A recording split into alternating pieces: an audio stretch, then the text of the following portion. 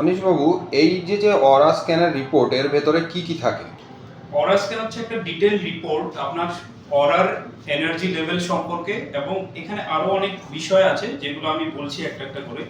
প্রথম দেখা যাবে আপনার শরীর থেকে কি অরাটা বের হচ্ছে, সেই অরার পার্সোনালিটিটা কি, একটা কালার দিয়ে সেটাকে ডিনোট করা হয়।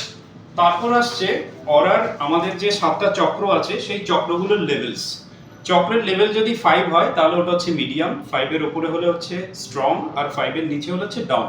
ডাউন যদি থাকে তখন তার রেমেডিস নিতে হয়। এর সাথে থাকছে এই স্ক্যানিং করার পর আপনার রিল্যাক্সেশন লেভেলটা কি আছে, আই মিন আপনি যদি স্ট্রেসে থাকেন তখন আপনি স্ট্রেসটাকে কিভাবে হ্যান্ডেল করেন। তারপর আসছে হচ্ছে আপনার ইমোশনাল লেভেলটা কি পজিশনে আছে, ইমোশনে আপনি কি হাইলি ইমোশনাল, নাকি আপনি নর্মাল, নাকি আপনি সেন্টার্ড।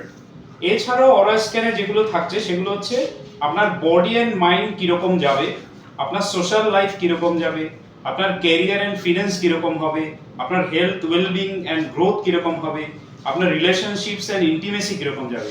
অর্থাৎ টোটাল আপনার লাইফের একটা গাইডলাইন আপনি অরা স্ক্যানের মাধ্যমে পেয়ে যাবেন।